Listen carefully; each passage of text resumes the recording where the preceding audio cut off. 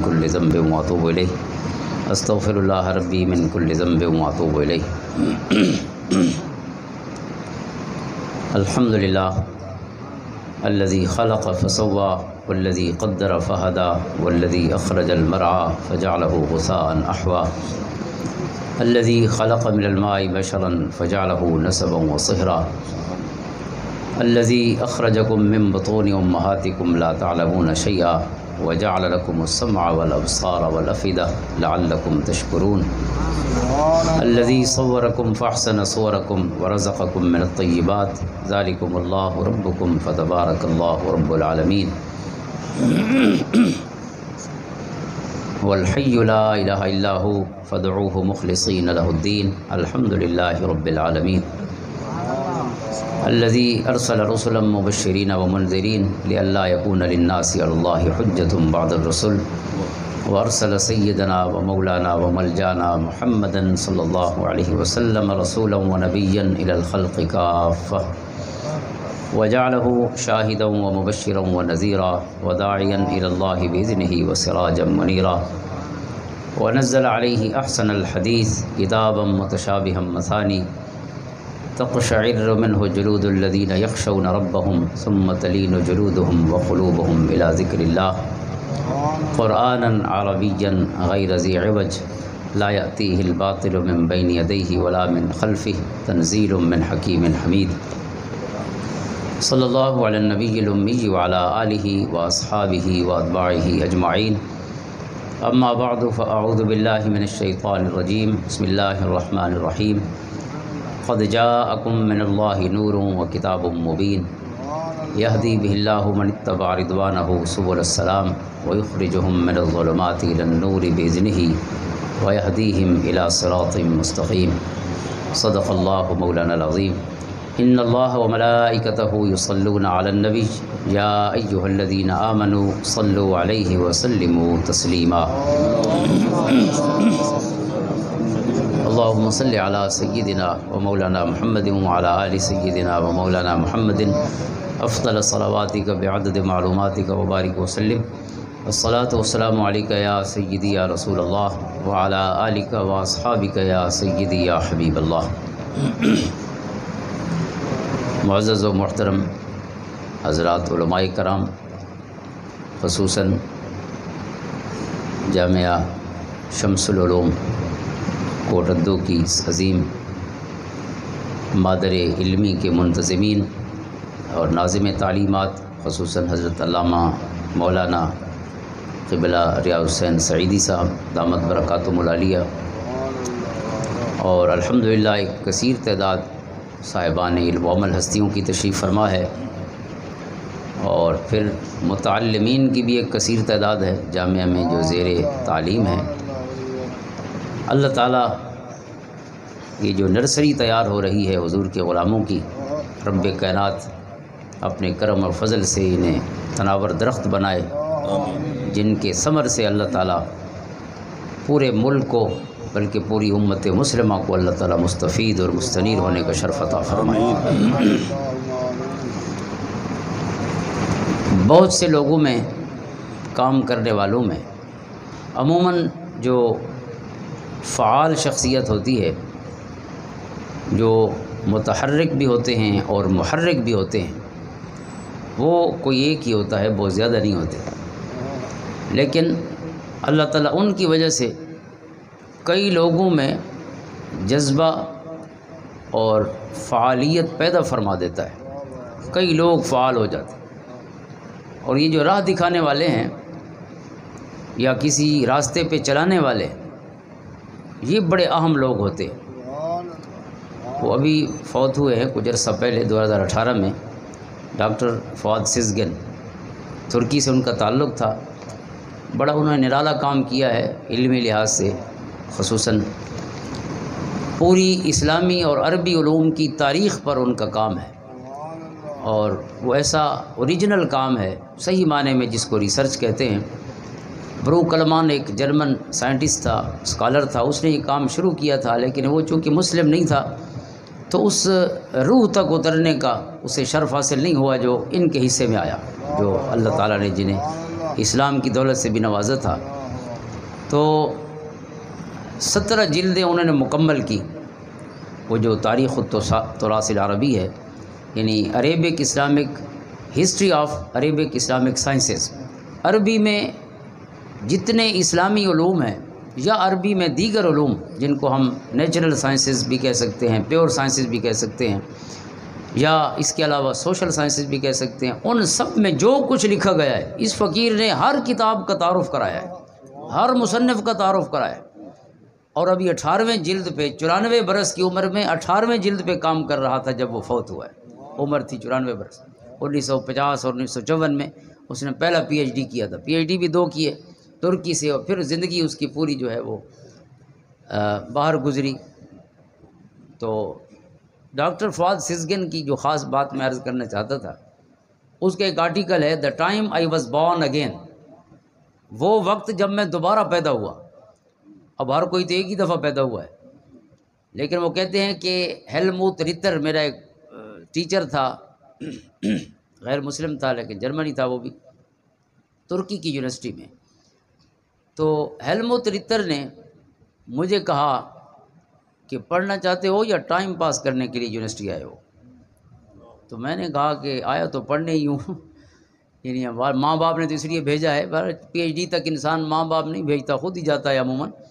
لیکن social pressures تو ہوتے ہیں، وہ ماں باپ کے بھی ہو سکتے ہیں. تو کہتے ہیں میں نے اسے کہا کہ اصل تو میرا مقصد تو پڑھنا ہی ہے، علم حاصل کرنا. کہتے ہیں انہوں نے مجھے کہا کہ اگر واقعتاً سنجیدہ طالب علم ہو تو اپنے 24 گھنٹوں میں سے 18 گھنٹے اپنے علم کو دیا کرو. اگر یہ دے سکتے ہو تو پھر تم سنجیدہ ہو، ورنہ کوئی اور اچھا سا کام شروع کر دو، بچے پالنے کے اور بھی کئی طریقے ہو سکتے ہیں. تو کہتے ہیں ویسے تو میں والدین کے ذریعے ہی ظاہر دنیا میں آیا ہوں، لیکن میں سمجھتا ہوں کہ اصل پیدا اس وقت ہوا جب مجھے وہ بندہ ملا جس نے مجھے جینا سکھایا ہے، جس نے میرے اندر یہ یعنی مجھے فعال کیا ہے. ہر شخص کے اندر اتنا فیض اور خیر موجود ہے کہ ہر بندہ ایک دنیا ہے اپنے اندر، ایک کائنات ہے ہر شخص، اس میں کوئی شک نہیں. ہر بندے میں ایک دنیا ہے. جیسے حضرت علی الخواص فرماتے ہیں، امام عبدالوہاب شارانی کے مرشد امام شارانی فرماتے ہیں کہ وہ فرماتے تھے کہ مرشد تو کوئی کام نہیں کرتا، مرشد کی مثال اسی طرح ہے جیسے کاشتکار کی مثال ہے. آپ کی جو مرید کامل آپ کی کتاب ہے، یعنی مرید کے فرد ہیں، پیر سارے کامل ہوتے ہیں، مرید کامل ہو تو پھر مرشد کامل ملتا ہے، پہلے اسے تڑپ تو ہو. یعنی شاگرد بہت سے، یعنی شاگرد ایسے ہیں، کوئی شک نہیں، یہ ادھر کافی تعداد مدرسین کی موجود ہے، بہت سے شاگرد ایسے ہیں کہ جنہیں دیکھ کر یا جو سامنے بیٹھے ہوں تو دل چاہتا ہے کہ اندر جو کچھ ہے سارا اس کو سنا دیا جائے. بھولے ہوئے سبق بھی استاد کو یاد آتے چلے جاتے ہیں. آنکھوں میں اتنی تڑپ لے کے بیٹھا ہوتا ہے، آنکھوں میں اتنی پیاس لے کے شاگرد بیٹھا ہوتا ہے. جیسے رومی کا مرید ہے حسام الدین چلپی رحمۃ اللہ تعالیٰ علیہ. رومی نے جو بھی دفتر شروع کیا ہے اپنے مثنوی شریف کا، اس میں ایک ایک صفحہ، کبھی 2 صفحات، اور درمیان میں بھی مثنوی میں کئی جگہ آپ کو یوں لگے گا کہ رومی اپنے مرشد کا ذکر کر رہا ہے، لیکن وہ رومی کا مرشد نہیں، وہ رومی کا مرید ہے. لیکن کہتا ہے کہ میرے اندر کا سارا خیر اسی چلپی کی وجہ سے نکلا ہے. یہ اتنا ہی پیاس لے کے بیٹھا ہوتا ہے، اتنی تڑپ سے پوچھتا ہے کہ رب کائنات میرے قلب پر بھی پھر کئی مضامین کا اور کئی تصورات اور خیالات کا، آئیڈیاز کا اللہ تعالیٰ ایک یعنی براج ہے، ایک سیلاب ہے جو رب کائنات کے فضل سے میرے ذہن پہ اترتا ہے. سارے خیالات اور میرے پاس جو کچھ ہے وہ اس کی تڑپ اور طلب کی فیض ہے. اس لیے تو اس میں کوئی شک نہیں. تو ڈاکٹر فؤاد سیزگن کہتے ہیں کہ میں نے پھر 18 گھنٹے ہی پڑھنا شروع کر دیا، اور 18 گھنٹے بھی ایسے نہیں کہ آپ کا ذہن منتشر ہو، ادھر موبائل کے نظر ہو، موبائل پہ ادھر گھنٹی بجے اور پھر میسج کا جواب بھی دیں اور پھر ادھر رکھیں تو دوسرا میسج آ جائے، واٹس ایپ سے فارغ ہوں تو پھر ٹیکسٹ آ جائے کہیں سے، ٹیکسٹ سے فارغ ہوں تو پھر کوئی کال بج جائے. یہ پڑھنا کوئی پڑھنا نہیں ہے. میرے بچے جو سامنے بیٹھے ہوئے ہیں میں انہیں ہاتھ باندھ کے عرض کرتا ہوں، موبائل کے ساتھ پڑھنا کوئی پڑھنا نہیں ہے. بالکل اس کو آپ یوں سمجھیں، آپ جو 10 گھنٹے میں کام کریں گے وہی کام اگر آپ توجہ اور ارتکاز سے بیٹھے تو وہ آدھے گھنٹے کا کام، لیکن وہ 10 گھنٹے بھی آپ کے ساتھ نہیں چلیں گے، وہ منتشر ذہنوں والے کئی گھنٹے بھی بے فائدہ ہوتے ہیں. تو وہ کہتے ہیں کہ میں نے یہ کیا ہوا تھا کہ اپنا وقت جو ہے جو 18 گھنٹے تھے میں نے اپنے بچوں کو کہہ رکھا تھا، اپنے گھر والوں کو کہہ رکھا تھا کہ میرے ساتھ جو بھی بات کرنی ہو وہ 10 منٹ کھانے کا ٹائم ہے صبح اور 10 منٹ ہے شام، ان 10 منٹوں میں جو بات مجھ سے پوچھنی ہے پوچھ لیں، جو بتانی ہے بتا لیں، اس کے بعد میرا دنیا سے کوئی تعلق نہیں۔ یعنی جو حقیقی کام کرتے ہیں نا، حضرت امام رازی رحمۃ اللہ علیہ فرماتے ہیں کہ میں انی لا اتاسف، فرماتے ہیں میں اس پر افسوس کرتا ہوں، بلکہ واللہ کا لفظ بھی ہے، واللہ انی لا اتاسف علی الاکل، فرماتے ہیں اللہ کی قسم میں اس کھانے پر افسوس کرتا ہوں کہ کھاتے ہوئے میرا بہت سا وقت ضائع ہو جاتا ہے۔ فرماتے ہیں کہ اس کھانے کے لیے اس لیے اتنا کھایا جائے، اور یعنی بزرگوں کا باقاعدہ ابن جوزی نے تو بڑا دلچسپ کہا ہے، وہ کہتے ہیں کہ میں جب بھی کبھی دوست ملنے آئیں تو میں کوئی کام بچا رکھتا ہوں تاکہ دوستوں کو بھی مل لوں اور اسی دوران کوئی اور کام کر لوں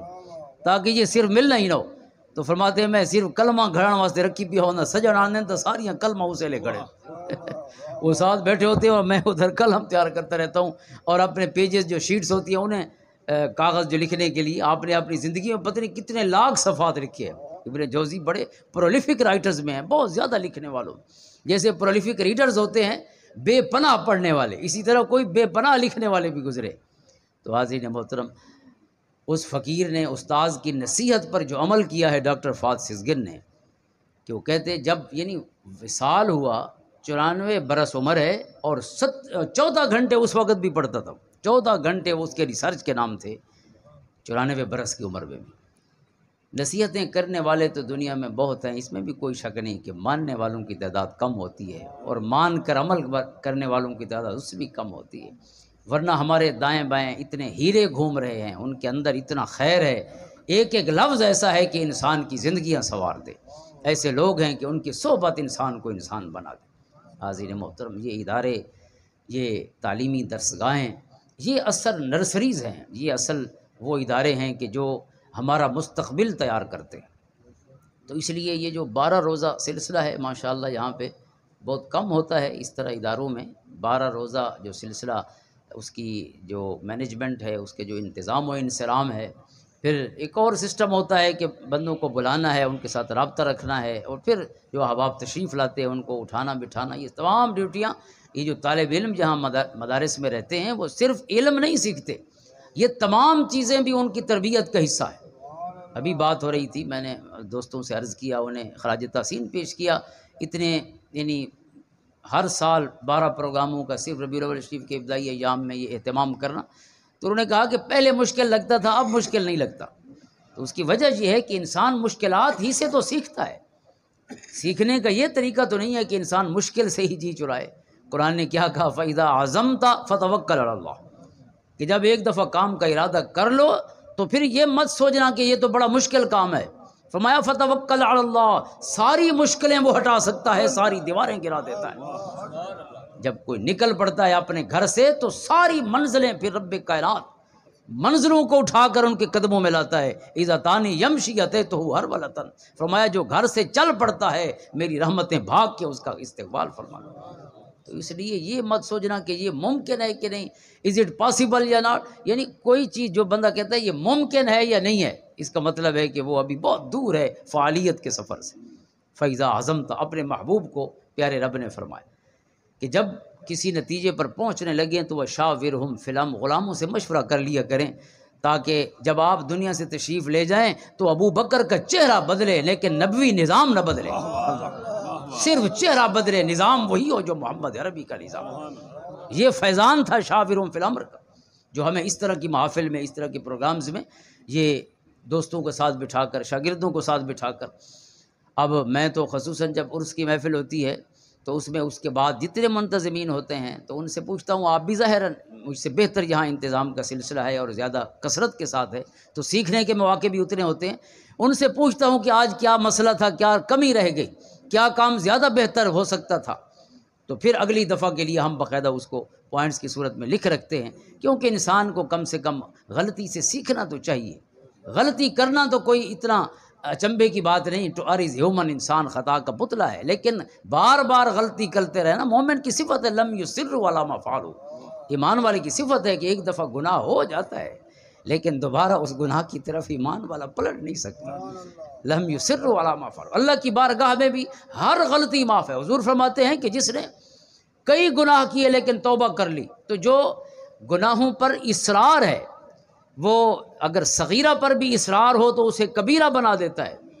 لیکن اگر کبیرہ پر بھی اصرار نہ ہو تو اسے بھی کبیرہ نہیں رہنے دیتا، اصرار نہ ہو تو، کیونکہ کبیرہ کے بعد اب معافی مانگ لیں گے، معافی کے بعد تو التائب میرا ذنب کم اللہ ذنب اللہ، جسے توبہ کر لی اس کا ریکارڈ بھی رب کائنات نہیں رکھتا کہ اس نے کبھی کوئی غلط کام کیا تھا، تاکہ قیامت کے دن بھی دیکھ کے شرمندہ نہ ہو کہ اچھا میں نے یہ کام بھی کیا تھا، چاہے جنتیوں کے راستے پہ جا رہا ہو لیکن نامہ اعمال دیکھے اور یہ پیغام ملے کفا بنفسک الیوم علیک حسیبا، آج تو خود جج ہے، کسی اور کو نہیں بلاتے، آپ بتائیں ٹھیک لکھا ہے کہ غلط لکھا ہے۔ آج جب کتاب پڑھنے لگے جو اس کی گردن میں پڑی ہے، اقرا کتابک، آج وہ کتاب جو اس کی خود گردن میں ہے، قرآن خود فرماتا ہے اس کی گردن کے اندر کتاب ہے، کہیں اور نہیں ہے، میری کتاب کسی اور کے کسٹڈی میں نہیں ہے، میرے پاس ہی ہے میرا نامہ اعمال، یہ کل کی بات نہیں، یہ آج کی بات ہے۔ تو قرآن کریم نے فرمایا ہم صرف اتنا کریں گے کہ اس کے گلے سے نکال کے اس کے سامنے رکھ دیں گے، سامنے رکھیں گے اور کہیں گے کہ اقرا کتاب، اسے پڑھو، کسی اور کو بلانے کی ضرورت نہیں کہ کوئی جج اور وکیل بیچ میں ڈالے جائیں، آپ خود کہیں، جیسے آپ کہیں گے، آپ خود ہی حسیب ہیں، آپ خود ہی جج ہیں۔ تو اس دن بھی رب کائنات نے جس نے توبہ کر لی، اللہ نے اس سے اتنی محبت فرمائی، اس پہ اتنا کرم فرمایا کہ اس دن جب کتاب سامنے آئے گی تو اس میں ریکارڈ بھی نہیں ہوگا گناہوں کا، چونکہ آپ نے معافی مانگ لی ہے، تو جو معافی مانگ لیتا ہے ہم اسے قیامت کے دن پشیمان ہونے والوں میں پھر شامل بھی نہیں کہ وہ کسی بھی حوالے سے شرمندہ ہو، ادھر فرمایا نہیں، شرمندگی سے ہم اسے رسوائی سے محفوظ کر دیتے۔ اللہ رب العزت کا وعدہ ہے کہ انہیں رسوا نہیں کرتا جو اللہ کے پیارے بندے ہیں، اور یہی دعا ہے ربنا وآتنا ما وعدتنا علی رسلک ولا تخزنا یوم القیامہ، اے اللہ قیامت کے دن ہمیں رسوا مت کرنا۔ اللہ تعالی ہم سب کو رسوائی سے محفوظ رکھے۔ تو حاضرین محترم، یہ سب یہ سیکھنے کا مرحلہ ہے نا، انسان سیکھتا رہتا ہے۔ تو وشاورہم فی الامر بھی امرہم شورا بینہم، اس لیے کہ باپ اپنے بچوں سے مشورہ کرتا ہے تو بچے سیکھتے ہیں نا، پہلے تو وہ الٹا سیدھا مشورہ دیں گے باپ کو، لیکن باپ ان کے مشورے کی اصلاح کرے گا نا،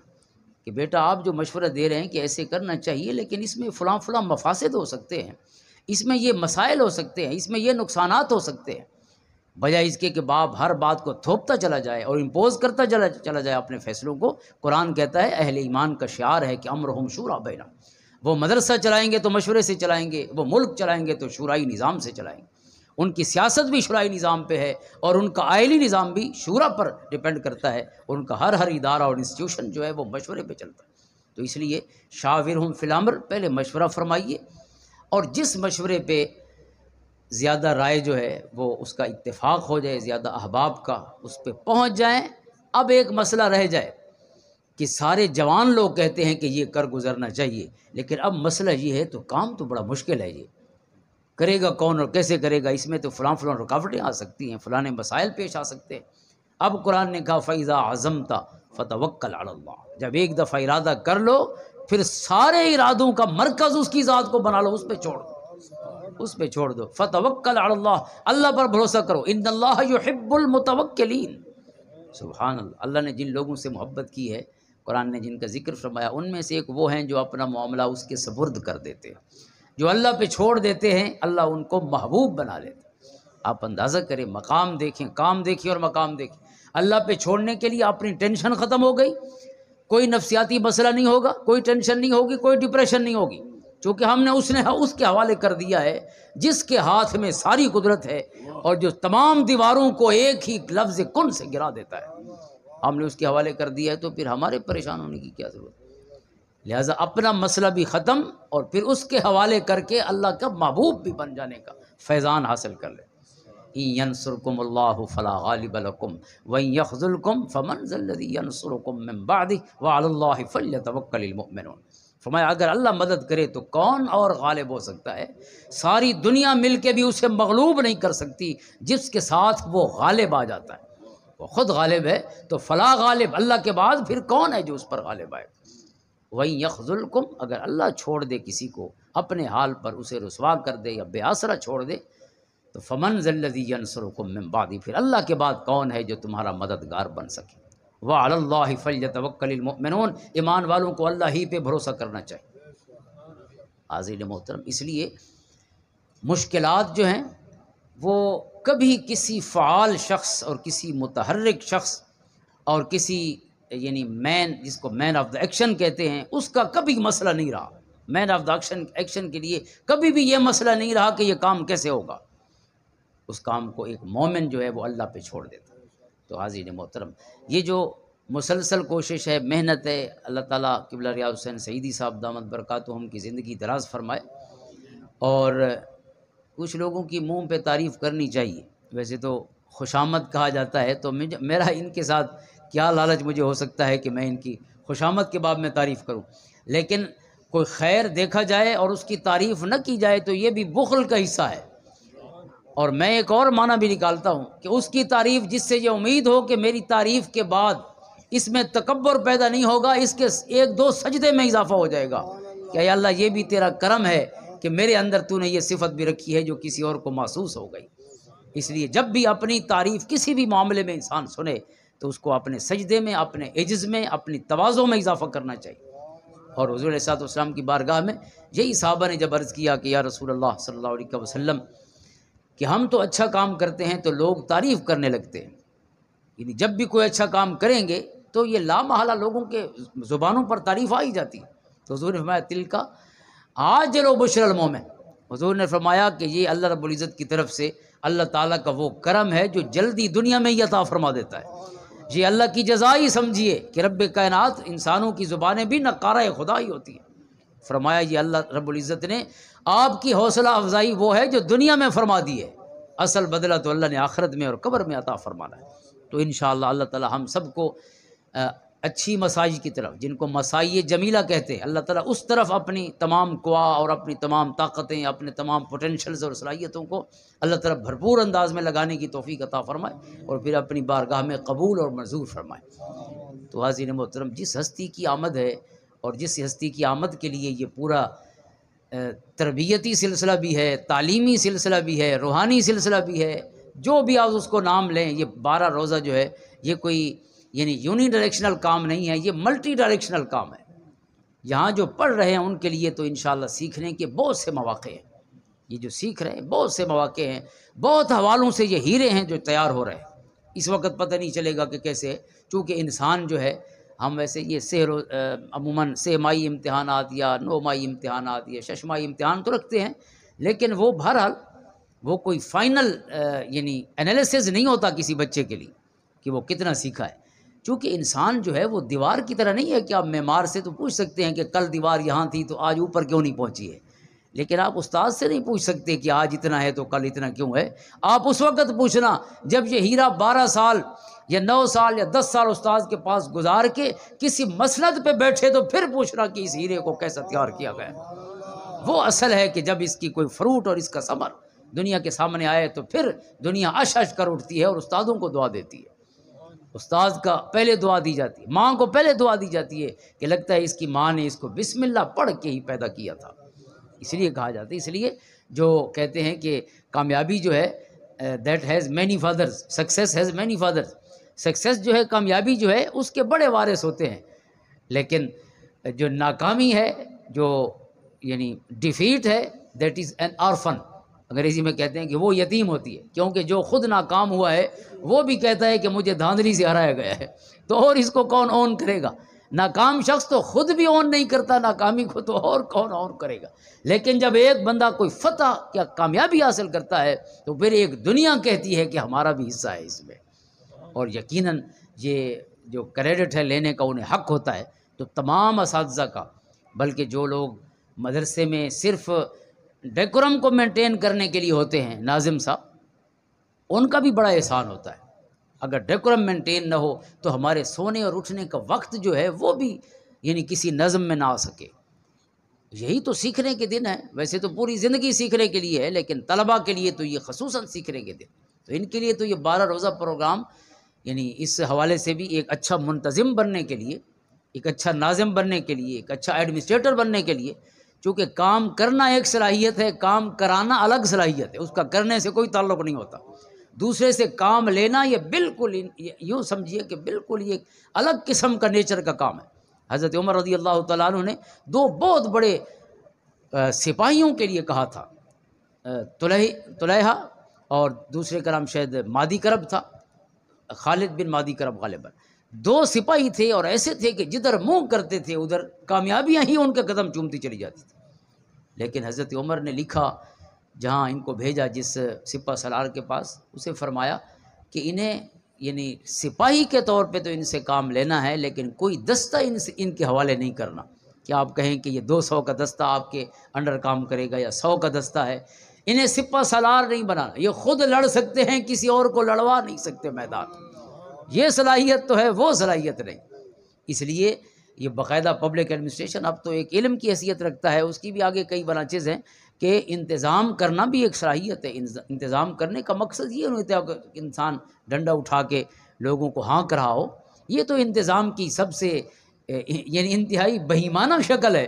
اس کو تو انسانیت میں کسی نے شامل ہی نہیں کیا۔ ایڈمنسٹریشن یہ ہے کہ آپ کی محبتیں لوگوں کو مجبور کر دیں۔ کوئی بندہ یعنی آپ اس کے سامنے ناکام ہو کے شرمندہ ہوں، آپ کو یوں لگے کہ میں اس کا سامنا کیسے کروں گا، اس بندے کا ایسا اخلاقی وجود ہو آپ کے سامنے کہ اس کے سامنے نہ کرنے کو بھی دل نہ کرے، اور اس کام میں کسی قسم کی سستی کو بھی انسان آپ کا ضمیر گوارا نہ کرے کہ جب اس بندے نے کہا ہے، اتنے صاحب عمل نے، اتنے مہربان نے، اتنے محسن نے جب یہ بات کہی ہے، تو میں نہ چاہتے ہوئے بھی یعنی جو انسان تھوڑا بہت چھپ کر کوئی نہ کوئی دو نمبری کر سکتا ہے یا سستی کر سکتا ہے، یعنی آپ کی تنہائی کو بھی جو شخص آباد کر دے اپنی محبت سے، وہ اصل ایڈمنسٹریٹر ہوتا ہے۔ یا آپ اس کا سامنا کیسے کریں گے، ہم استاذ کو یا اپنے ناظم کو منہ کیسے دکھائیں گے؟ تو یہ ایڈمنسٹریشن ہے میرے کریم آقا صلی اللہ علیہ وسلم نے یہ سکھائی۔ ابو بکر، عمر، عثمان و علی جن کا ذکر خیر ہوا ہے، اور یہ اسی امرہم شورا بینہم کا سلسلہ تھا۔ تو جو ہستی اس دنیا میں اس مبارک مہینے میں تشریف لائی، وہ سراپا نور تھی۔ انسانی ترقی اور انسانی خوشحالی اور انسانی کسی بھی اور حوالے سے سکسیس اور کامیابی، یعنی جو ممکنہ حوالے یا فیلڈز یا جو رخ ہو سکتے ہیں، ان میں سے ہر حوالے سے حضور نور بن کے تشریف لائے۔ میرے کریم آقا کی بارگاہ میں بیٹھنے والا کوئی ایک قسم کا ایکسپرٹ نہیں بنا، تمام ایکسپرٹیز، تمام مہارتوں کی خیرات محمد عربی کے دروازے سے مل رہی صلی اللہ علیہ وآلہ وسلم، کیونکہ قد جاءکم من اللہ نور، اللہ تعالیٰ نے جب نور فرمایا تو یہ ان ٹوٹیلٹی ہے۔ نور کو اللہ تعالیٰ نے کسی بھی حوالے سے محدود نہیں کیا، ان ٹوٹیلٹی فرمایا۔ آقا کریم علیہ الصلوۃ والسلام ساری انسانیت کی فلاح کے لیے تشریف لائے۔ اس فلاح کو آپ کسی بھی کیٹیگری میں لوکلائز بھی کر سکتے ہیں، گلوبلائز کر کے بھی دیکھ لیں، کوئی بھی کامیابی اور سکسیس اور فلاح کی قسم ہے تو ہر فلاح کی قسم کا نور حضور کے قدموں سے پھوٹ رہا ہے۔ قد جاءکم من اللہ نور وکتاب مبین، ایک نور ہے اور کتاب مبین ہے۔ ان دو چیزوں کو قرآن نے جدا نہیں کیا، قرآن کو اور صاحب قرآن کو اکٹھا بیان فرمایا۔ قرآن اور صاحب قرآن، نور آیا اور کتاب مبین آئی، اور دوسری جگہ کتاب کو نور فرمایا، وانزلنا الیکم نورا مبینا، اللہ نے نور مبین نازل فرمایا۔ تو وہاں مراد کتاب مجید ہے، جس کو یہاں کتاب مبین فرمایا، وہاں اسے نور مبین فرمایا۔ یعنی حضور بھی نور ہیں جو کتاب لائے ہیں،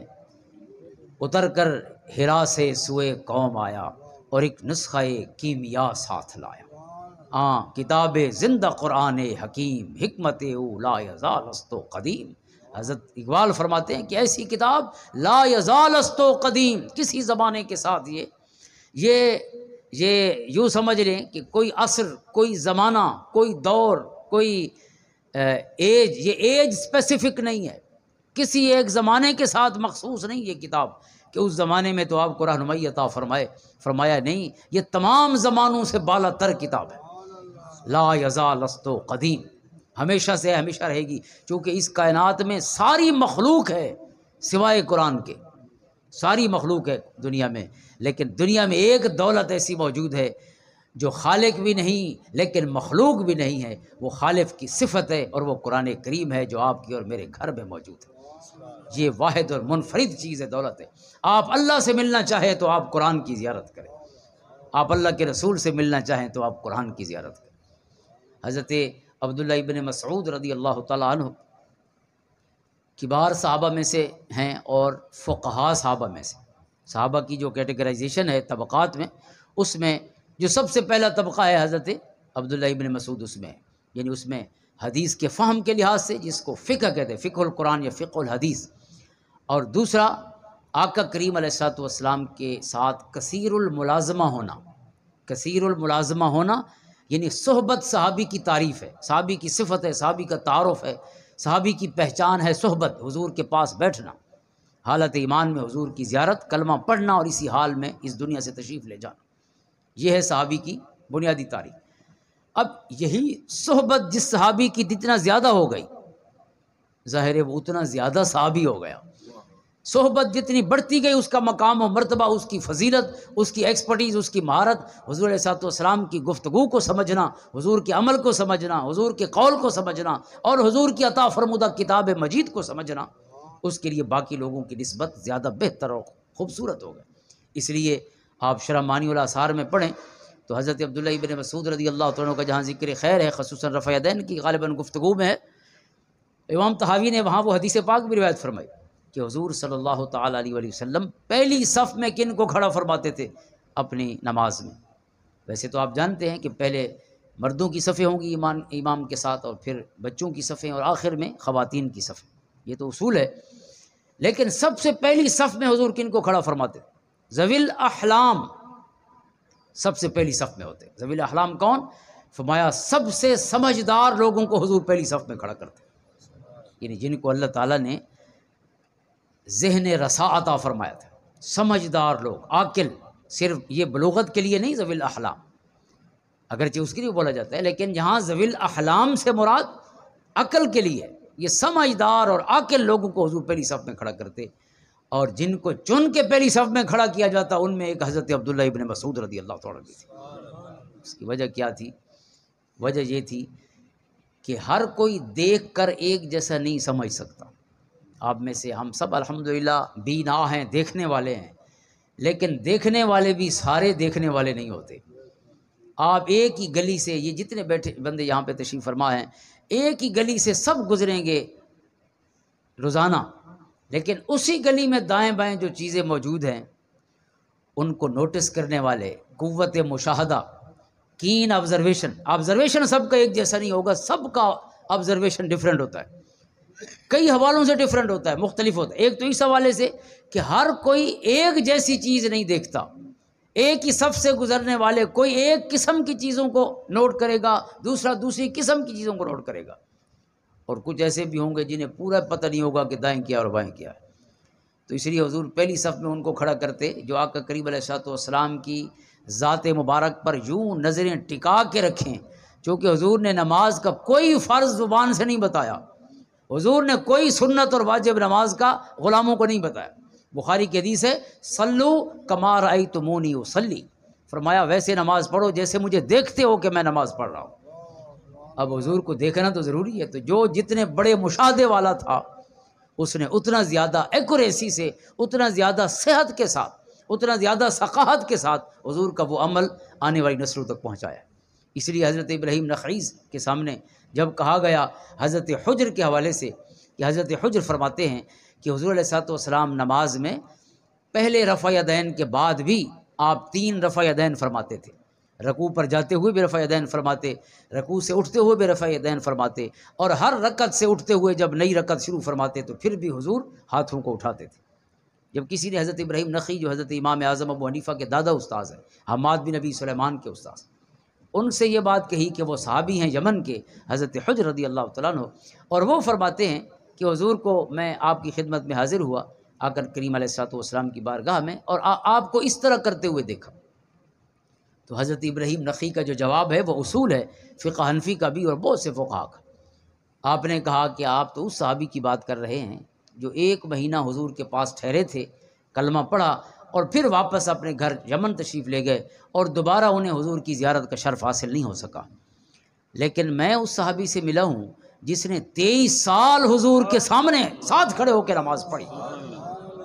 23 سال. 1 مہینے والے صحابی کی بات لی جائے، دونوں کوئی شک نہیں، کل وعد اللہ الحسنہ، لیکن یہاں معاملہ ہے مراد الہی کو سمجھنے کا. یہاں معاملہ ہے دین کے کسی حکم کے باب میں کسی فائنل رزلٹ پر پہنچنے کا، تو اس کے لیے تو ظاہر ہے اس کی گواہی لیں گے جو حضور ہی کی سنت ہے کہ حضور اپنے ساتھ دن کو کھڑا فرماتے تھے۔ تو فرمایا یہ روایت ہے عبداللہ ابن مسعود کی جو کہتے ہیں کہ پہلا رفع یدین حضور نے فرمایا ہے، اس کے بعد حضور نے رفع یدین نہیں فرمایا۔ یعنی ثابت تو ہے، کوئی شک نہیں، لیکن اصل چیز تو یہ ہے کہ حضور کا آخری عمل کیا تھا، یا اس صحابی کو جس پر حضور علیہ السلام نے خود کسی بھی حوالے سے انٹرسٹ فرمایا ہو۔ اور ایک دفعہ نہیں، آپ خود سوچیں، ان کے القاب ہی دیکھ لیں، صاحب و سر رسول اللہ صلی اللہ علیہ وسلم، حضرت ابن مسعود کا بھی لقب ہے اور حضرت حذیفہ بن الجمان کا بھی لقب ہے۔ صاحب الوسادہ، حضور کا تکیہ بھی ان کے پاس ہوتا جب بھی حضور سفر پہ تشریف لے جاتے، حضور کا بستر حضرت عبداللہ ابن مسعود کی تحویل میں ہوتا تھا۔ اور ویسے اس میں یہ بھی ہے کہ سفر میں بستر ساتھ رکھنا حضور کی سنت ہے۔ کئی لوگ ہوتے ہیں اپنے تکیے پہ نیند آتی ہے، دوسرے تکیے پہ نہیں آتی، تو اس لیے اگر گاڑی اپنی ہو تو تکیہ بھی ساتھ رکھ لینا چاہیے، یہ بھی حضور کی سنت ہے صلی اللہ علیہ وسلم۔ حضور اپنا وسادہ ساتھ رکھتے، تکیہ ساتھ ہو۔ صاحب السواک، حضور کا مسواک بھی ان کے پاس ہوتا تھا۔ اور صاحب نعلین رسول اللہ صلی اللہ علیہ وسلم، حضور کی نالین مبارک بھی جہاں اتارتے تھے وہ حضرت عبداللہ ابن مسعود کے پاس ہوتی تھی۔ یعنی حضور کے قرب کا یہ عالم ہے کہ حضرت ابو موسیٰ اشعری فرماتے ہیں کہ جب ہم اس کے آس پاس، بلکہ اس کا خیبر کے موقع پر یمن سے واپس آئے آقا کریم علیہ السلام کی خدمت میں، تو بڑا عرصہ ہم یہ سمجھتے تھے کہ حضرت عبداللہ ابن مسعود حضور کے خاندان اور اہل بیت کا حصہ ہے، اتنا قرب تھا حضور کے ساتھ۔ بہت بعد میں پتہ چلا کہ یہ تو حضور کے غلام اور خادم ایسے کہ جن کو حضور جدا نہیں ہونے دیتے۔ تو حضرت عبداللہ ابن مسعود کا تعارف اس لیے کرایا میں نے کہ ان کا قول صحیح سمجھ آ سکے، جو ان کا یعنی جو ان کا فہم سمجھ لے پورے قرآن و حدیث آقا کریم علیہ السلام کے حیات مبارک فہم۔ حضرت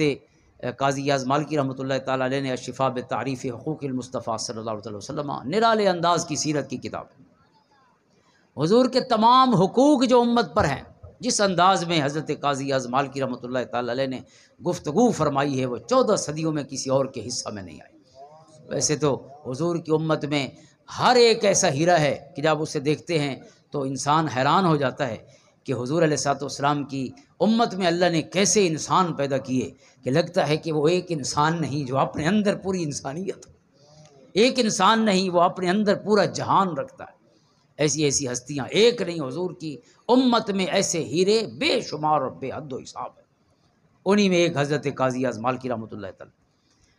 انہوں نے آقا کریم علیہ السلام کی محبت کی علامات بیان فرمائی۔ اگر کوئی امتی اپنا جائزہ لینا چاہے کہ مجھے حضور علیہ السلام سے سچی محبت ہے یا نہیں ہے، ویسے وہ پڑھنے والا باب ہے پورا، کوئی اتنا لمبا نہیں، 3-4 صفحات پر مشتمل ہے۔ اس میں جو آخری قول غالباً آخری ہے یا سیکنڈ لاسٹ ہے، وہ حضرت عبداللہ ابن مسعود رضی اللہ تعالیٰ عنہ کو روایت فرمائی کہ اگر کوئی تولنا چاہے خود کو، ویسے محبت کے باب میں کسی اور کو تولنے کی اجازت نہیں ہے، خود کو تولنے کے لیے سارے آپ نے جو اصول ضابطے ترازو میزان عطا فرمائی ہیں، سٹینڈرڈ اور معیار عطا فرمائے، یہ خود کو تولنے کے لیے لوگوں کے بارے میں خود امام یعنی قاضی یاز نے یہ فیصلہ فرمایا ہے کسی اور کو نہیں تولنا چاہیے، خود کو تولنا چاہیے۔ وہ بھی عرض کرتا ہوں اگر یاد رہا تو حضرت عبداللہ ابن مسعود کیا فرماتے ہیں؟ آپ فرماتے ہیں لا يسأل احد عن نفسه الا القرآن۔ عبداللہ ابن مسعود فرماتے ہیں کہ اگر کوئی بھی شخص یہ دیکھنا چاہے کہ مجھے اللہ کے پیارے نبی علیہ السلام سے محبت ہے یا نہیں ہے، کسی سے مت پوچھے، صرف خود سے پوچھے، اپنے آپ سے سوال کرے، خود سے سوال کرے۔ فرمایا اور اگر اس کا سوال کا جواب یہ ہو انہ یحب القرآن، اگر اسے محسوس ہو کہ مجھے قرآن سے واقعی محبت ہے، قرآن پڑھتا بھی ہوں، قرآن سمجھنے کی کوشش بھی کرتا ہوں، قرآن کریم پر عمل کی کوشش بھی، ظاہر ہے جو پڑھنا اور سمجھنا شروع کر دیتا ہے تو اگلے راستے تو وہ ہستی جو کہتی ہے اتیت ہو ہر ولطن، میری رحمتیں بھاگ کے استقبال فرماتی ہیں، جب پہلا قدم اٹھا لیتا ہے تو باقی سارے قدم اس کے فضل سے طے ہوتے چلے جاتے ہیں۔ تو فرمایا وہ اپنا جائزہ لے قرآن سے تعلق کے باب میں، اور اگر وہ قرآن سے محبت رکھتا ہے تو اسے مبارک ہو۔ حضرت عبداللہ بن مسعود فرماتے انہ یحب اللہ ورسولہ، فرمایا جسے قرآن سے محبت ہے اس کی اللہ سے محبت بھی صادق ہے، اللہ کے رسول سے محبت بھی صادق ہے، اس میں کوئی شک نہیں کہ وہ اللہ کا بھی محبت کرنے والا ہے، اللہ کے رسول سے بھی سچی محبت کرنے والا ہے۔ تو اس لیے قرآن ہی کسوٹی ہے، قرآن ہی سٹینڈرڈ اور معیار ہے۔ بھر ہے لیکن خود کو تولنے کے لیے، دوسروں کے فیصلے کرنے کے لیے نہیں۔ یہ یعنی حصہ بھی یا اس کا یہ پہلو بھی حضرت قاضی ایاز نے خود بیان فرمایا۔ انہوں نے فرمایا کہ کسی اور کا کوئی عمل دیکھ کر یہ نہیں کہنا چاہیے کہ اسے اللہ اور اس کے رسول سے محبت نہیں ہے۔ آپ نے وہ بخاری شریف کا وہ واقعہ بیان کیا، آقا کریم علیہ الصلوۃ والسلام کے غلام حضرت عبداللہ جو الحمار کے لقب سے مشہور تھے، کہ وہ حضور کے بڑے محبوب غلاموں میں سے تھے، اور وہ مزاح کرتے تھے۔ اللہ تعالیٰ نے انہیں مزاح کی حس بڑی خوبصورت عطا فرمائی تھی، اور حضور علیہ الصلوۃ والسلام کو بہت ہنساتے رہتے تھے، یعنی کئی مزاح اور لطیفے سناتے تھے، حضور خوش ہوتے تھے ان کی باتوں سے۔ لیکن ان میں ایک مسئلہ تھا، مسئلہ یہ تھا کہ وہ ہر 15 دن بعد، مہینے بعد شراب کے جرم میں گرفتار ہو کے حضور کے پاس پیش کیے جاتے کہ سجنا وقت شراب پی چھوڑی، یعنی شراب کا ان سے یہ غلطی ہو جاتی، خطا ہو جاتی، اور حضور پھر 40 کوڑے کا حکم فرماتے کہ 40 کوڑے ظاہر ہے آقا کریم علیہ الصلوۃ والسلام کسی کے لیے حدود میں جو اللہ کی طرف سے یا آپ نے مقرر فرمائے تھے اللہ کے حکم سے، تو ان میں سے کوئی ترمیم تو کسی کے نہیں فرماتے تھے، لہٰذا 40 کوڑے حضور سزا دیتے رہے، حضرت ابوبکر بھی دیتے رہے، حضرت عمر رضی اللہ تعالیٰ نے اس کو 80 کوڑے کر دیا، تو اس کے بعد پھر امت میں اس پہ اضافہ نہیں ہوا، شراب کی جو سزا ہے وہ 80 کوڑے، تو 40 کوڑے حضور لگواتے تھے۔ پھر مہینہ 10 دن 20 دن گزر جاتے تھے، اور پھر یہی جرم ہو جاتا ان سے، پھر آتے اور پھر کوڑے برسائے جاتے۔ ایک دن کسی نے یہ لفظ کہا کہ لعن اللہ، یعنی اس کے لیے کہا، یہ کلمات کہے، تو حضور علیہ الصلوۃ والسلام نے فوراً فرمایا لا تلعن ہو، فرمایا سارے یار کو کوئی مندے نہ کڈے، سارے یار پر کوئی لعنت نہ کرے، کیوں؟ انہ یحب اللہ ورسولہ، فرمایا اس کو اللہ سے بھی سچی محبت ہے، رسول سے بھی سچی محبت ہے۔ قاضی ایاز فرماتے ہیں اس لیے کسی کا عمل دیکھ کے یہ فیصلہ مت کر بیٹھنا کہ اس کو اللہ سے محبت نہیں یا اس کے رسول سے محبت نہیں۔ محبتوں کے بہت سے وہ فیصلے بھی ہیں، بہت سی وہ کہانیاں بھی ہیں جو اندر ہی اندر ہوتی ہیں،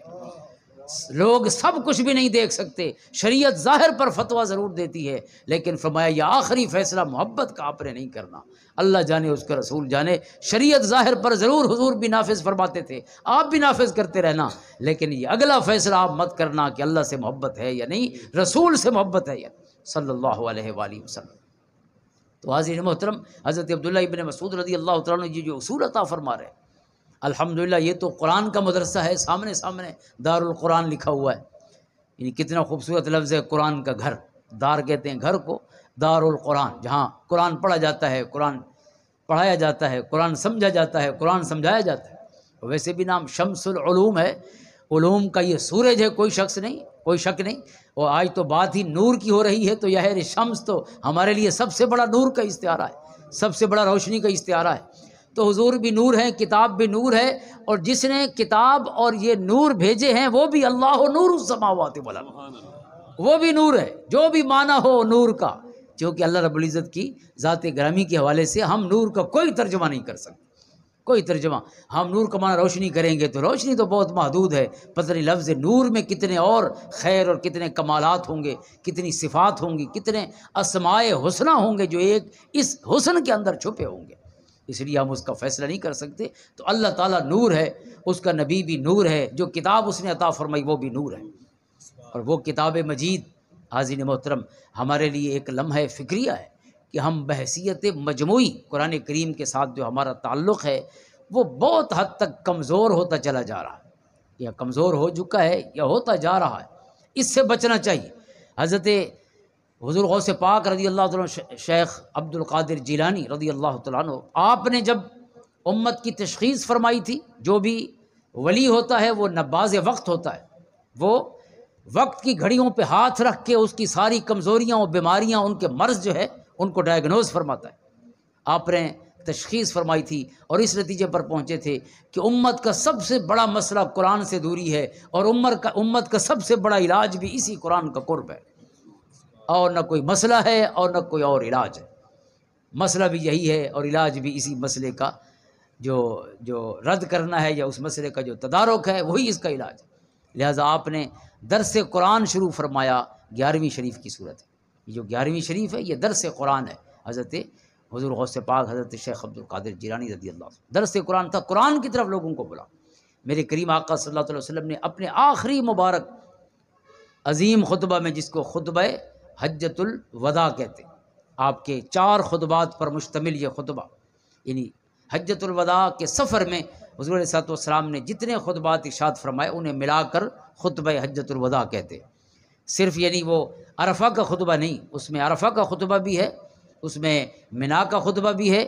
اور ایک دن آقا کریم علیہ الصلوۃ والسلام کے کئی سوال و جواب ہیں جو شیطان کو کنکریاں مارتے ہوئے حضور نے ارشاد فرمائے. کئی اور مواقع پر گفتگو ہے، اور آپ کی واپسی کا خطبہ بھی علماء نے اس میں شامل فرمایا جب جو آپ نے غدیر خم کے موقع پر عطا فرمایا. تو یہ تمام خطبات مل کر خطبہ حجۃ الوداع، چونکہ حضور کا آخری حج ہے، اور یہ تمام حضور کی آخری 100 دن کی نصیحتوں میں بھی علماء نے ان کو گنا ہے، کیونکہ آقا کریم علیہ الصلوۃ والسلام کے آخری 100 دن اس دن سے شروع ہو گئے جس دن حضور نے مدینہ طیبہ چھوڑا، یعنی 24 ذیقعد تھا یا 25 ذیقعد، بخاری شریف کتاب الحج میں موجود ہے کہ 25 کو ہی آپ روانہ ہوئے، اور 4 ذی الحج کو آقا کریم علیہ الصلوۃ والسلام مکہ مکرمہ پہنچے، بلکہ 3 کو پہنچ گئے تھے قریب،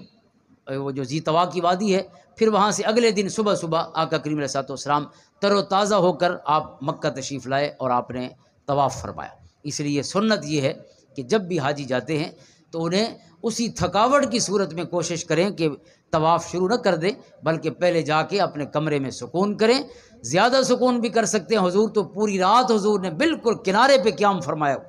مکہ کے کنارے پہ قیام فرمایا. اور بخاری شریف میں ہے کہ حضرت عبداللہ ابن عمر رضی اللہ تعالیٰ عنہ جب بھی حج کے لیے تشریف لاتے اور آپ ہمیشہ ذی طوا میں قیام فرماتے تھے جہاں حضور نے قیام فرمایا. اگلے دن صبح، چونکہ عبادت میں فریشنس بہت ضروری ہے، حضرت علی کا فرمان ہے روح القلوب، پہلے اپنے دلوں کو تر و تازہ کرو پھر عبادت کرو. تھکا ہارا بندہ کیا اس کا دل لگے گا عبادت میں؟ اس لیے عبادت کے لیے فریش ہونا، تر و تازہ ہونا ضروری ہے. تو تر و تازہ ہو کر جسمانی تھکاوٹ جو ہے یہ ذہنی سکون اور توجہ، یہ جو انہماک ہے اس کو بالکل انسان اندر سے نکال دیتی ہے. ساری توجہ اپنی تھکاوٹ اور اپنی پریشانی کی طرف ہوتی ہے، اور وہ جو دل کا ایک ارتکاز ہے توجہ کا وہ نہیں ہو پاتا، اور اس کے بغیر ظاہر عبادت کا وہ مذہبی اخلاص سارے کا سارا اسی ارتکاز پہ ڈیپینڈ کرتا ہے. اسی طرح حضور جب مدینہ پہنچتے تو مدینہ سے پہلے بھی پوری رات قیام فرماتے، اگلے دن صبح ہی آپ مدینہ تشریف لے جاتے. بلکہ بخاری شریف کی ان حدیث کی روشنی میں باقاعدہ جو ابواب السفر میں پھر گفتگویں کی ہیں علماء نے، سیرت نگاروں نے آداب سفر میں، تو باقاعدہ یہ ادب بیان کیا کہ بندہ کوشش کرے، جو اس وقت سفر ہوتے تھے چونکہ قافلوں میں اور تھکاوٹ زیادہ ہو جاتی تھی، اونٹوں پہ اور گھوڑوں پہ سفر ہوتے تھے، تو کوشش کرے کہ اپنے گھر میں بندہ رات کو داخل نہ ہو. خصوصاً عشاء کے بعد گھر حضور کبھی تشریف نہیں لے گئے، یا عشاء سے پہلے تشریف لے گئے، بلکہ آپ اکثر شام بھی، ذی الحلیفہ کے بالکل قریب ہی وہ وادی ہے جہاں حضور قیام پذیر ہوتے، اور پھر وہیں رات گزارتے، اگلی صبح آپ سویرے سویرے مدینہ طیبہ تشریف لاتے. تو بہرحال یہ چونکہ حضور کی سنتیں ہی سیکھنے کا مہینہ ہے، خصوصاً آپ سے آپ کی محبت اور آپ کے ساتھ جو اپنا تعلق ہے اسی کا جائزہ لینے کا مہینہ ہے، اسی کی تجدید کا مہینہ ہے. تو یہ ساری باتیں بھی اضافی نہیں ہیں، یہ ساری باتیں بھی گویا ہمارے موضوع گفتگو کا حصہ ہے. تو حاضرین محترم، آقا کریم علیہ الصلوۃ والسلام نے جو خطبہ ارشاد فرمایا، جو حضور کا عرفہ میں آخری بول ہے، وہ یہ ہے کہ میں تمہارے درمیان ایک ایسی چیز چھوڑ کے جا رہا ہوں، اگر اسے پکڑ کے رکھو گے تو لن تضلوا بعدی، میرے بعد دنیا کی کوئی طاقت تمہیں گمراہ نہیں کر سکتی. وہ کیا ہے؟ فرمایا کتاب اللہ، وہ اللہ کی کتاب قرآن مجید ہے. حبل ممدود من السماء الی الارض، یہی اللہ کی رسی ہے جو آسمان سے زمین تک لٹکی ہوئی. جو اس سے وابستہ ہو گیا، حضور فرماتے ہیں وہ اللہ سے، واعتصموا بحبل اللہ جمیعا، وہ اللہ رب العزت کی اس رسی سے وابستہ ہو گیا جس کے بعد ہر قسم کی فرقہ بندی اور گروہ بندی کا خاتمہ ہو جاتا ہے. یعنی اہل ایمان کو قرآن ہی اکٹھا کر سکتا ہے. حبل اللہ، اللہ کی رسی قرآن کریم ہے. لہذا اس ماہ مبارک میں جہاں ہمیں اپنا جائزہ لینا ہے حضور سے تعلق کا، اس باب میں اہم ترین ایک ہمارے لیے لمحہ فکریہ یہ ہے کہ صاحب قرآن کے ساتھ قرآن سے ہمارا تعلق، کیونکہ صاحب قرآن سے تعلق کا فیصلہ بھی قرآن ہی کے تعلق نے کرنا ہے. کیونکہ آپ تو اپنی حیات ظاہری کے ساتھ، اپنے وجود مسعود کے ساتھ ہمارے پاس تشریف فرما نہیں ہے، لیکن قرآن کریم کتاب تو زندہ معجزہ ہمارے پاس موجود ہے. کسی نبی کا کوئی معجزہ دنیا میں موجود نہیں ہے سوائے آقا کریم علیہ الصلوۃ والسلام کی ذات گرامی کے اس معجزہ کے، جس کو قرآن کہتے ہیں. یہ زندہ معجزہ ہے، اللہ تعالیٰ کا اپنی محبوب کی امت پر احسان ہے کہ جو بعد میں بھی پیدا ہوئے ہیں کوٹدو میں 14 صدیاں 14.5 صدیاں بعد پیدا ہوئے ہیں، لیکن اس معجزے کی زیارت اسی طرح کی ہے جیسے ابو بکر، عمر، عثمان و علی نے کی تھی، انہوں نے اپنی آنکھیں روشن کی تھی، اسی طرح آج تک سینے اور آنکھیں یہ قرآن منور کر رہا ہے۔ تو اس لیے، اور پھر قرآن اور صاحب قرآن کا تعلق بھی دیکھیے، آپ قرآن کو اول سے آخر تک پڑھیں تو آپ کو صاحب قرآن ہی کا ذکر خیر ملے گا۔ کان خلقہ القرآن، حضرت عائشہ صدیقہ رضی اللہ تعالیٰ عنہا کا فرمان ہے کہ حضور کا سارا اخلاق آپ کو قرآن میں ملے گا، اول سے آخر تک حضور کی پوری زندگی قرآن میں موجود۔ آپ قرآن کو پڑھنا شروع کریں، قرآن کریم یعنی جو براہ راست حضور کا ادب سکھانے والی آیات ہیں انہیں آپ نکال بھی دیں، جو کہتی ہیں یا ایھا الذین آمنوا لا تدخلوا بیوت النبی الا ان یؤذن لکم الی طعام غیر ناظرین انہ ولکن اذا دعیتم فادخلوا فاذا طعمتم فانتشروا ولا مستأنسین لحدیث۔ حضور کے بارگاہ کا ادب قرآن سکھا رہا ہے، تو قرآن اور صاحب قرآن کو کون جدا کر سکتا ہے؟ آپ قرآن کو اٹھائیں گے تو قرآن تو صاحب قرآن کا مبارک ذکر پر، کبھی حضور کے مکہ کی زندگی کا بیان کرے گا، کبھی حضور کی مدینہ کی زندگی قرآن بیان کرے گا، کبھی قرآن کریم حضور کی سیرت طیبہ میں ایک بڑھیا حضور کے پاس آئی ہوئی ہے حضرت خولہ رضی اللہ تعالیٰ عنہ، قرآن کریم نے اس بڑھیا کے منظر کو بھی قیامت تک کے لیے محفوظ فرما دیا، پورا منظر ہے، بلکہ ویڈیوگرافی ہے، ویڈیو قرآن نے بیان کی ہے، وہ لفظوں میں یا صوتی تصویر نہیں ہے، وہ صحیح معنی میں آپ کو زندہ منظر اپنی آنکھوں کے سامنے چلتا پھرتا نظر آتا۔ قد سمع اللہ قول التی تجادلک فی زوجہا، سونا رب کائنات عرشاں تے اون بڑڑی دی انگالی سندا پیے جڑا تھوالے نال رولا پئی بیٹھی، اللہ تشتکی، آپ کے ساتھ مجادلہ، سورت کا نام بھی مجادلہ ہے، رولا، جھگڑا یا تکرار، سورت المجادلہ، اسی بڑھیا کا انداز اللہ کو اتنا پسند آیا ہے کہ اس پر وحی اتری ہے۔ حضور علیہ الصلوۃ والسلام کی اس محفل کا پورا منظر قرآن بن کے قیامت تک کے لیے محفوظ ہو گئے۔ تو کوئی کہہ سکتا ہے کہ ہم سورت المجادلہ پڑھیں گے لیکن نہ بڑھیا ہماری آنکھوں میں آئے گی، نہ وہ محفل اور مجلس پوری ہماری آنکھوں میں آئے گی، نہ جبریل علیہ السلام کا اترنا آئے گا اور نہ اس بڑھیا کے مسئلے کا حل آئے گا۔ تو ظاہر ہے جب آپ قرآن پڑھنے لگیں گے تو قرآن تو آپ کے سامنے حضور کی سیرت طیبہ کا پورا باب کھول دے گا، دروازہ۔ حضرت عمر کہیں تشریف لے جا رہے تھے جب آپ امیر المومنین تھے، ایک بڑھیا آ رہی تھی اور وہ اس وقت اس کی کمر جھک بھی چکی تھی بڑھاپے کی وجہ سے، تو اس نے حضرت عمر کو اشارہ کیا، کچھ کہنا چاہتی تھی، تو آپ اس کے پاس گئے، آپ دراز قد تھے، تو اس نے یعنی آپ کو نیچے ہونے کا اشارہ کیا، کیونکہ وہ ٹیک بھی لگانا چاہتی تھی اور آپ کو نصیحتیں بھی کرنا چاہتی تھی،